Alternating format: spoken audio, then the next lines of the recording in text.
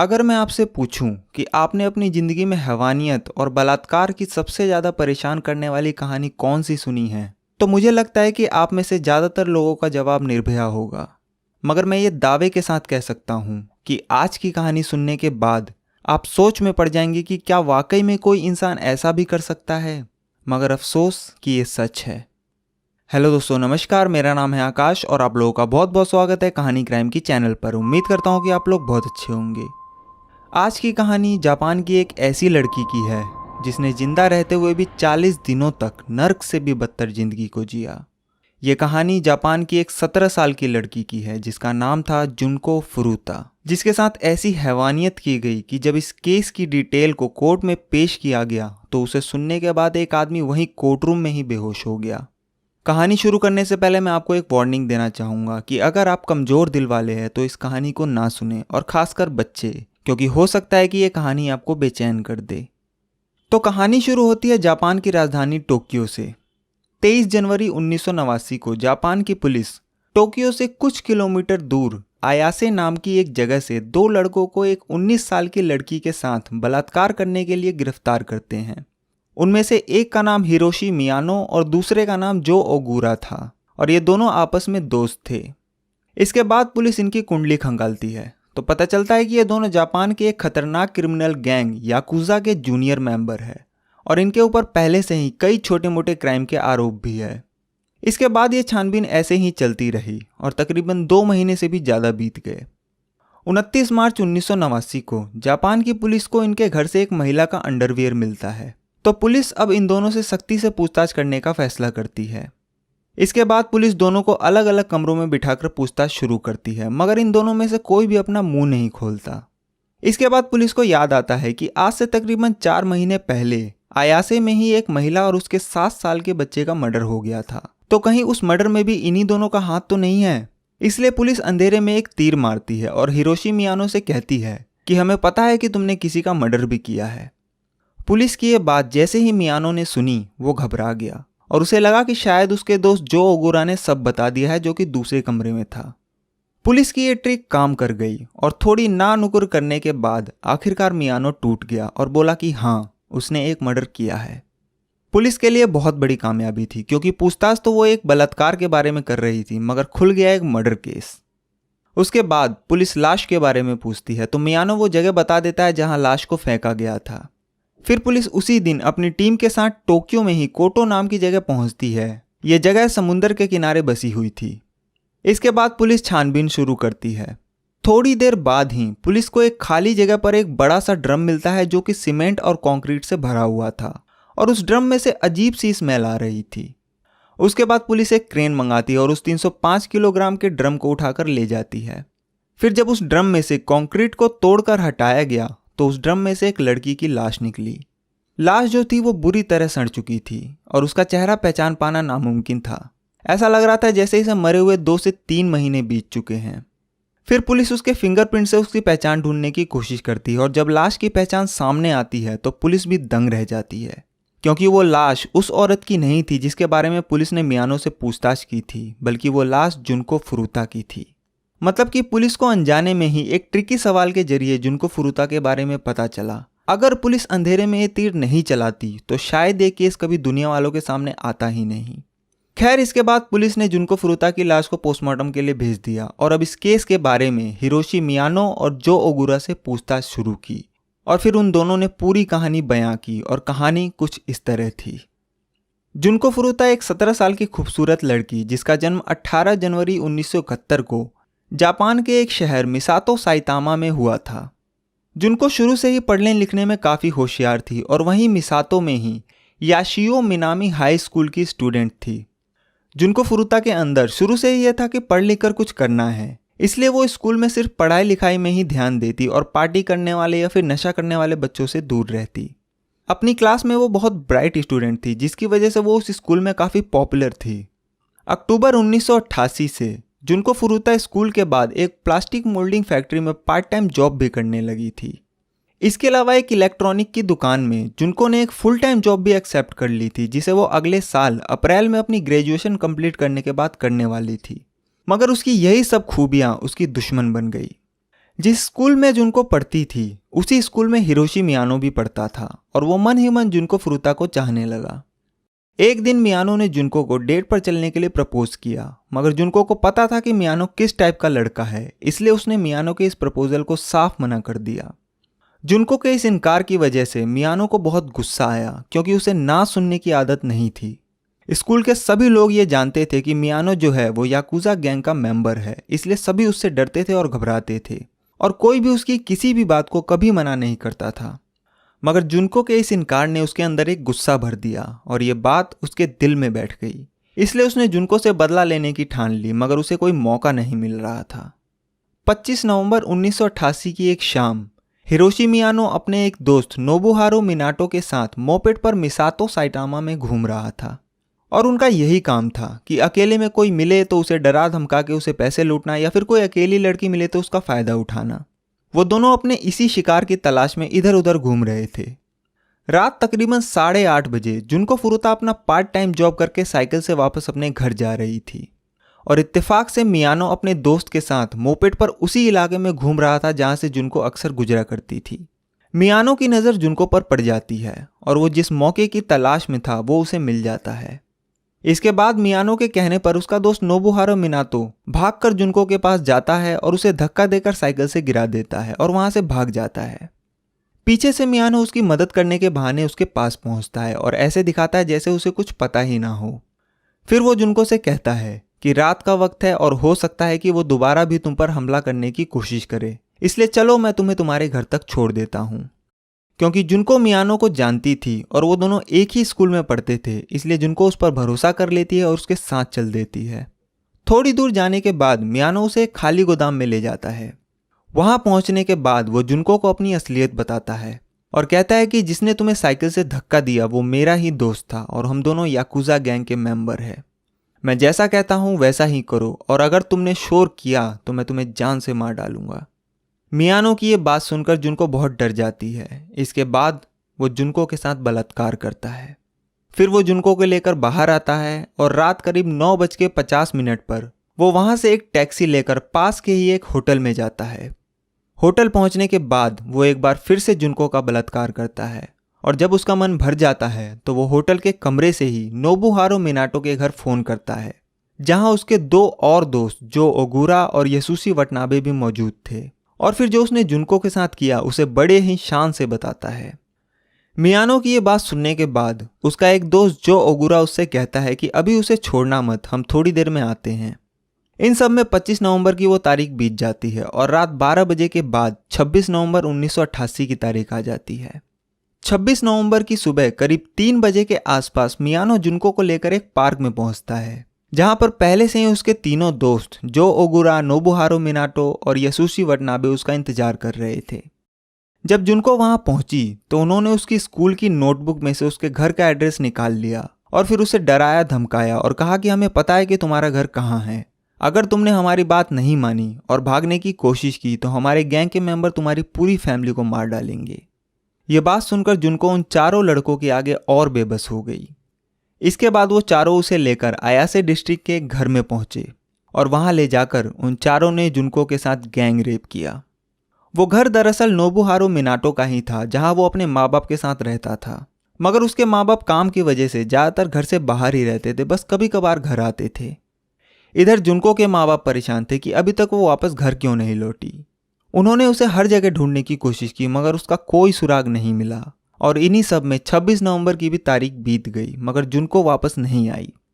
27 नवंबर 1988 को जुनको के माँ बाप पुलिस स्टेशन पहुंचे और उसकी मिसिंग रिपोर्ट लिखवाई और फिर पुलिस ने जुनको को ढूंढना शुरू किया।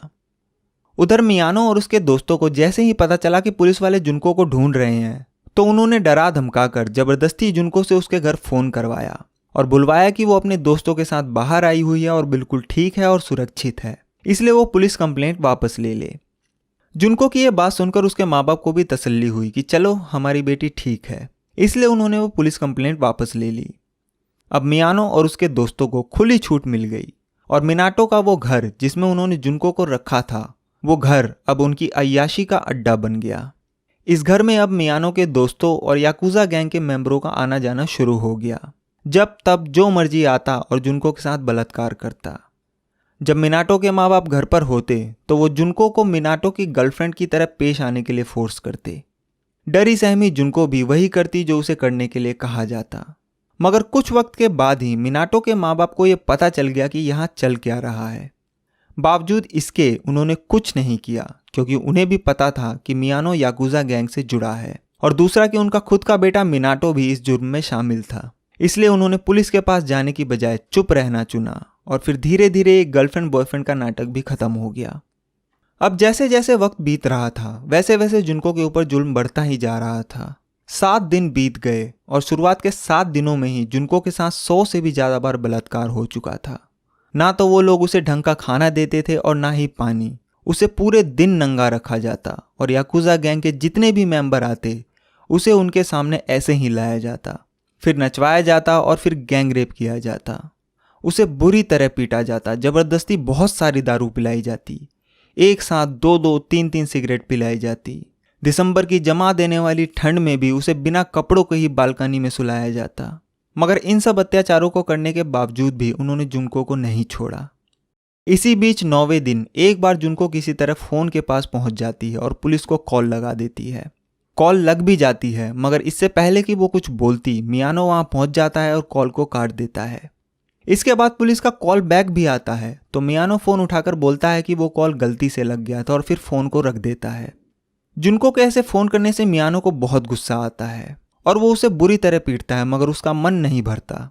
तो वो सिगरेट जलाने वाले लाइटर का तेल उसके पैरों पर डालता है और थोड़ा थोड़ा करके उसके पैरों को जला देता है ताकि वो वहीं रहे और वहां से भागने की कोशिश ना करे। इसके बाद आता है 16वां दिन। 16वें दिन मिनाटो के घर पर 2 लड़के आते हैं, वो भी जुनको का रेप करते हैं। मगर उनमें से एक लड़का वहां से जाने के बाद ये बात अपने भाई को बता देता है और उसका भाई ये बात अपने माँ बाप को बता देता है। जब उसके माँ बाप ये बात सुनते हैं तो वो इसकी कंप्लेंट पुलिस में कर देते हैं। उनकी इस कंप्लेंट पर 2 पुलिस वाले मिनाटो के घर के दरवाजे तक पहुंच जाते हैं, पर इत्तेफाक से उस दिन मिनाटो के माँ बाप वहीं मौजूद थे और जब पुलिस इस बारे में पूछताछ करती है तो वो साफ मना कर देते हैं और कहते हैं कि यहाँ ऐसी कोई लड़की नहीं है। उनकी ये बात सुनकर पुलिस वालों को भी तसल्ली हो जाती है और वो वहाँ से चले जाते हैं। अगर उस दिन पुलिस वालों ने मिनाटो के माँ बाप की नहीं सुनी होती और घर की तलाशी ले ली होती तो शायद उस दिन जुनको फुरुता के ऊपर हो रहे जुल्मों का अंत हो जाता, मगर अफसोस कि ऐसा हुआ नहीं। ये सारी चीज़ें होती रही, दिन बीतता रहा, मगर जुनको के ऊपर हो रहे जुल्म कम नहीं हुए। एक एक दिन में उसके साथ कई कई बार बलात्कार किया जाता। कभी कभी तो उसके साथ एक दिन में ही 12 अलग अलग लोग बलात्कार करते। पूरे दिन उसे पीटा जाता। वो जुनको के दोनों हाथ बांधकर ऊपर छत से बांध देते और उसके शरीर पर पंचिंग बैग की तरह घूंसे बरसाते और तब तक मारते जब तक कि उसके मुंह से खून नहीं आ जाता, जिसकी वजह से जुनको के नाक में इतना खून जम गया था कि वो नाक से सांस तक नहीं ले पा रही थी और मुंह से सांस लेती थी। वो चारों सिगरेट पीने के बाद जुनको के शरीर और उसके प्राइवेट पार्ट से रगड़कर अपनी सिगरेट बुझाते। वो मोमबत्ती जलाकर उसकी गर्म मोम जुनको के पूरे शरीर पर गिराते और तब तक गिराते जब तक मोमबत्ती की आखिरी बूंद उसके शरीर पर नहीं गिर जाती। उन्होंने लाइटर से जुनको की आंखों की पलकों तक को जला दिया था। उसे जबरदस्ती कॉकरोच खिलाया जाता। उसे उसी का खुद का पेशाब पीने के लिए मजबूर किया जाता। इसके अलावा उन्होंने जुनको के लेफ्ट ब्रेस्ट के कुछ पार्ट को भी काट दिया था। उसके पूरे बदन पर सुई चुभाई जाती, मगर इसके बाद भी उनका वहशीपन कम नहीं हुआ और वो जुनको के प्राइवेट पार्ट में कभी लोहे की रॉड घुसाते, कभी बोतल घुसाते तो कभी कैंची। एक बार तो उन्होंने उसके प्राइवेट पार्ट में जलता हुआ गर्म बल्ब तक घुसा दिया। मतलब कोई इंसान ऐसी हवानियत कैसे कर सकता है? ऐसा सोचकर ही पूरे शरीर में सिहरन पैदा हो जाती है। पता नहीं जुनको ने यह सब कैसे सहा होगा। मुझे तो लगता है कि वो इंसान कहलाने लायक ही नहीं थे। शायद ही जुनको के जिस्म का कोई ऐसा हिस्सा होगा जो जख्मी ना हुआ हो। 30वां दिन आते आते जुनको की हालत ऐसी हो गई थी कि उसे बाथरूम जाने के लिए भी जमीन पर रेंग कर जाना पड़ता था, जिसमें कभी कभी तो 1-1 घंटा लग जाता था। अब तक करीब 100 लोग अलग अलग वक्त में 400 से भी ज़्यादा बार उसका बलात्कार कर चुके थे। लगातार टॉर्चर की वजह से जुनको के ब्लैडर ने भी कंट्रोल खो दिया था, इसलिए कई बार उसके बाथरूम में पहुंचने से पहले ही उसका पेशाब निकल जाता।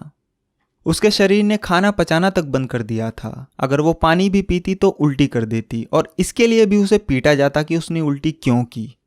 कई बार जुनको ने उनसे अपनी मौत की भीख तक मांगी, मगर उन दरिंदों ने उसे मौत भी नहीं दी। वक्त बीतने के साथ साथ जुनको के शरीर पर जो जख्म थे उनमें पस बनने लगा और उसके शरीर से बदबू आने लगी, जिसकी वजह से उन चारों का इंटरेस्ट उससे हटने लगा।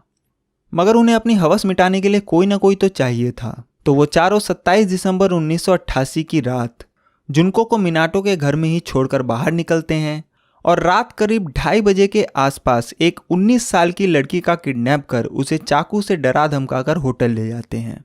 फिर उसके साथ भी गैंग रेप करते हैं और जब उनका मन भर जाता है तो वो उसे छोड़ देते हैं।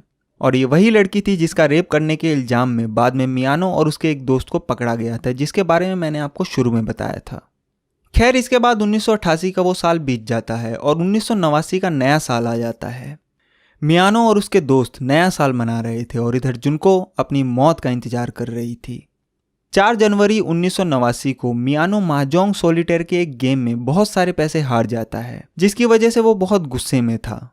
उसके बाद वो मिनाटो के घर पहुंचता है और अपनी इस हार का गुस्सा वो जुनको पर उतारने लगता है और उसे बुरी तरह पीटने लगता है। उसके बाद वो सभी मिलकर एक बार फिर से जुनको के ऊपर लात और घूंसे बरसा रहे थे। जुनको का पूरा चेहरा सूजा पड़ा था, फिर भी वो दरिंदे उसके चेहरे पर मोमबत्ती की गर्म मोम गिरा रहे थे। उसके बाद जुनको को सीधा जमीन पर लिटा दिया गया और जो लोहे का डंबल होता है उसे ऊपर से सीधा कभी उसके पेट पर, कभी पैर पर, तो कभी हाथों पर गिराने लगे। इसके बाद मियानो थोड़ा थोड़ा करके उसके पूरे शरीर पर लाइटर का तेल डालकर उसे किश्तों में जला रहा था। उस रात तकरीबन 2 घंटों तक उन चारों ने जुनको के साथ ये दरिंदगी की। शुरुआत में तो जुनको ने इन हमलों से अपने आप को बचाने की कोशिश की, मगर थोड़ी देर बाद ही उसने भी रिस्पॉन्स देना बंद कर दिया। एक तरह से वो एक जिंदा लाश बन चुकी थी।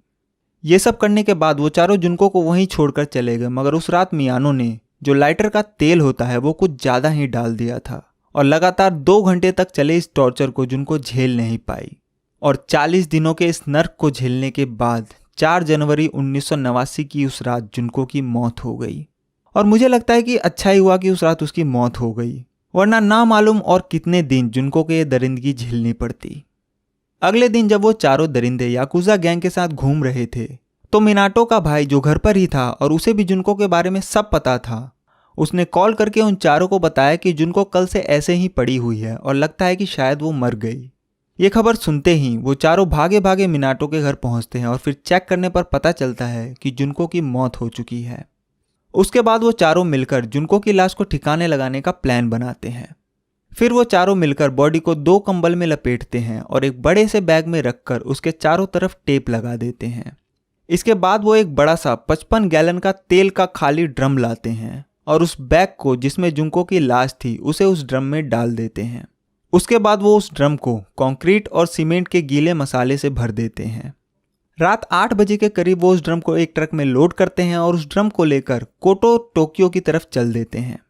कोटो जो है वो जापान में एक समुद्री इलाका है और उनका प्लान ये था कि वो इस ड्रम को समुंदर में डाल देंगे। मगर समुंदर के करीब पहुंचने से थोड़ा पहले ही उन्हें एक खाली और सुनसान जगह मिलती है, तो वो उस ड्रम को वहीं फेंक कर वहां से निकल जाते हैं। और इसके आगे की कहानी आपको मालूम ही है। जब जुनको फुरुता की ये कहानी पुलिस के सामने आती है तो पूरा पुलिस महकमा हिल जाता है। उन्हें भी यकीन नहीं हो रहा था कि कोई इंसान ऐसा कैसे कर सकता है। हिरोशी मियानो और जो ओगुरा की इस गवाही के बाद इनके बाकी के 2 दोस्त नोबुहारो मिनाटो और यसुशी वटनाबे को भी गिरफ्तार कर लिया गया। मगर यहाँ एक अफसोसजनक बात यह थी कि ये चारों ही नाबालिग थे, तो पुलिस इनकी पहचान दुनिया वालों के सामने नहीं रख सकती थी और ना ही इन्हें मैक्सिमम सजा या फांसी दी जा सकती थी। इसलिए इन्हें जब कोर्ट में पेश किया गया तो इन्हें इनके असली नाम से नहीं बल्कि A, B, C और D के नाम से पेश किया गया। और क्योंकि जुनको फुरुता की जो बॉडी थी वो एक ड्रम में मिली थी जो सीमेंट और कंक्रीट में जमी हुई थी, इसलिए इस केस को जो नाम दिया गया वो था concrete encased high school girl murder case.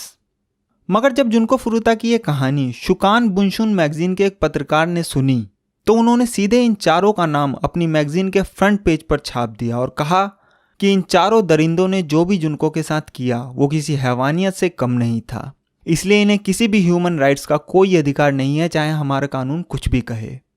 इसके बाद जब यह कहानी पूरे जापान और पूरी दुनिया के सामने आई तो सभी दंग रह गए। कहानी ही ऐसी थी कि जिसने भी सुना वो रो पड़ा। जुनको फुरुता के ऊपर हुए इस जुल्म की कहानी जब जुनको की मां ने सुनी तो उनकी भी दिमागी हालत बिगड़ गई और उन्हें साइकेट्रिस्ट का सहारा लेना पड़ा। जुनको की बॉडी मिलने के 3 दिन बाद 2 अप्रैल 1989 को उसकी अंतिम यात्रा निकाली गई। जुनको जिस स्कूल में पढ़ती थी उस स्कूल के प्रिंसिपल ने उस दिन जुनको के ग्रेजुएशन ना कंप्लीट करने के बावजूद भी उसके माँ बाप को जुनको की ग्रेजुएशन सर्टिफिकेट दी और उसे ग्रेजुएशन से नवाजा। जिस इलेक्ट्रॉनिक शॉप में जुनको ग्रेजुएशन के बाद काम करने वाली थी, उस शॉप के ऑनर ने जुनको को वो यूनिफॉर्म भेंट की जिसे पहनकर जुनको उस शॉप पर काम करती।